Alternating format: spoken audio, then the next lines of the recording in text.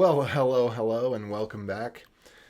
This morning we're talking about how to understand complex things. So, first I'm going to take a second to adjust that. There we are. All right. I was listening to a book called The Software Developer's Complete Career Guide or something like that by John Sonmez, and he was reiterating this point of how to break things down so that you can understand them. Because when you look at code, let me go ahead and show you some atrocious code here. So here, that's, there we go. There we've got some code on the screen. And this is difficult to understand because there's a lot of symbols and there's a lot of stuff that you wouldn't know, obviously. Let me get back to our main screen if I can figure out how to do that. Oh, whoa, I'm a little bit too close there. Okay, so we're going to go back. So I'm going to, sorry, I'm going to explain how you could actually understand something that you completely don't understand. Or if you were to open the hood of a car. Let's take a car as an example as well. First, you need to know some relatively simple vocabulary just to get some bearings. Basically, I would call this anchor point vocabulary. So if you're dealing with a car, there's some things that you already know you know. You know that there are tires, and hopefully you know that there is an engine, and that there's a hood, and that there's some doors, and there's a wheel, etc. Right? Steering wheel. So if you wanted to learn about cars, you can open up the hood, and the thing to do would be to focus on the things that you know and that are adjacent to what you know. Not to look at the big picture as a whole and be intimidated, but to be able to look at individual pieces that you can identify and to make guesses and to let yourself, it's okay to be wrong. I think the biggest thing that I see when I am teaching others a concept is they are afraid to be wrong. And it is the fear of being wrong that actually keeps them from being able to understand what is right in front of them that they would otherwise understand. If we look under the hood of a car, we can see that there are things that are either wires or hoses.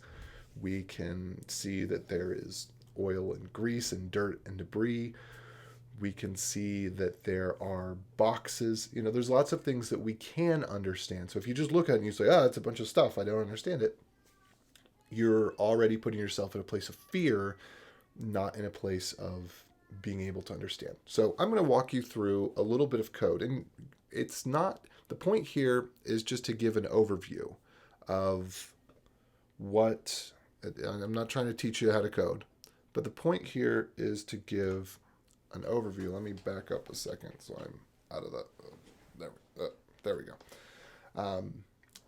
Of how to learn something you don't understand. So what you do understand out of this is that you do know what English letters are. So you're doing that well. Let's see. Oh, can I point? There we go. So you might not know what RM stands for, but it's something. And you see index.html, you know that index is a word. You've heard of HTML, you know it has something to do with web pages. And then we go down to the next line, and you just look for words that you know. For, my file, in star.md, do. Well, you know what for means, and my file sounds like it represents some sort of file, okay. In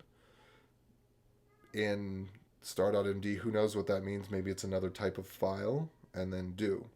So if you just take away the parts you don't know and focus on what you do know, for X in Y, do. Well, that sounds kind of like for all the dishes in the sink, do. You can do this in math, it's called substitution, but you replace something that is more complex with something that's simple so that you can examine other pieces first and then examine the pieces that are more complex later. So you just kind of do that. Just get rid of the things that you don't know and replace it with an X or a Y or whatever, and then move on to things that you do know. So here we have, this is a very strange word I've never heard before. Comrack, well, I have heard this word before, but you haven't heard that word before. Okay, we've got some quotes, and then we've got my file again, but now it's got a $ in front of it. Who knows what that means? There's an arrow. There's base name, my file. I have no idea what this does. Or rather, I do, but you have no idea what this is. Okay, so skip it. It's something doing something, and there's some characters that are obviously special. So $ must have some special meaning. Parentheses must have some sort of special meaning. Okay, and we go through that. We're done there. We go on to the next one. We see that there's a repeated pattern. So just like we had this for my file in star.md, now we have for my file in star.html. So this actually can maybe help us understand what was the previous one better.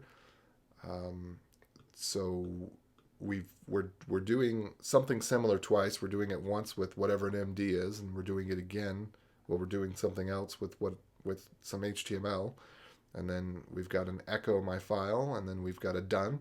So if you were trying to learn this, you would not necessarily want to learn, or you wouldn't want to let yourself be overwhelmed by all the things that you don't know. You want to start with things that look somewhat familiar and let those be anchor points.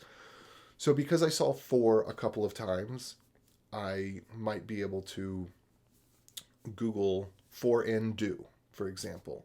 And I would probably, let me just do that real quick. Let me go back to the full screen here. So I'm just going to Google for in do. And if this was car parts, you could look at how does engine connect to tires or whatever.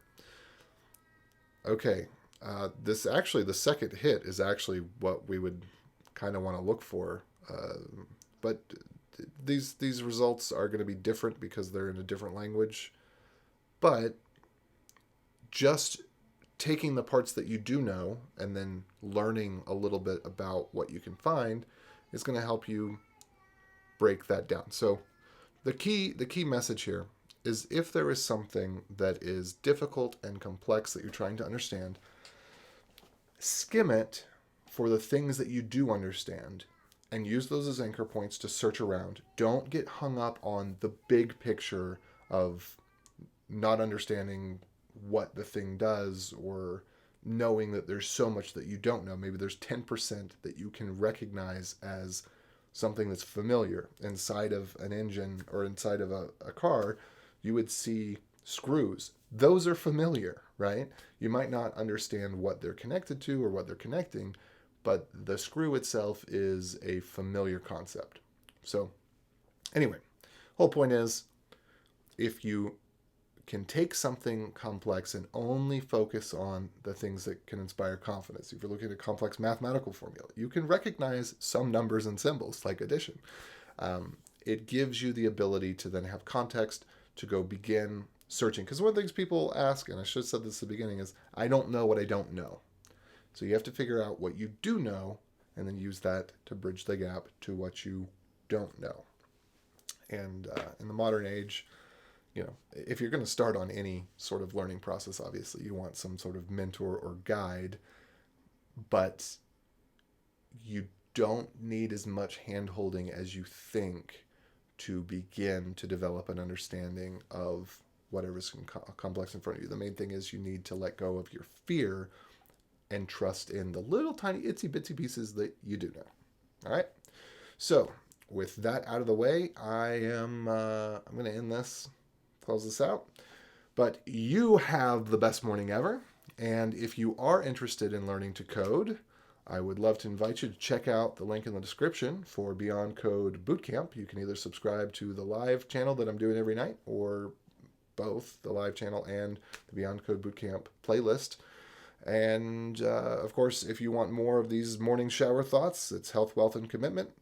Description's also in the link as well, or link is also in the description as well, or will be shortly after I hit stop record on this. All right, adios.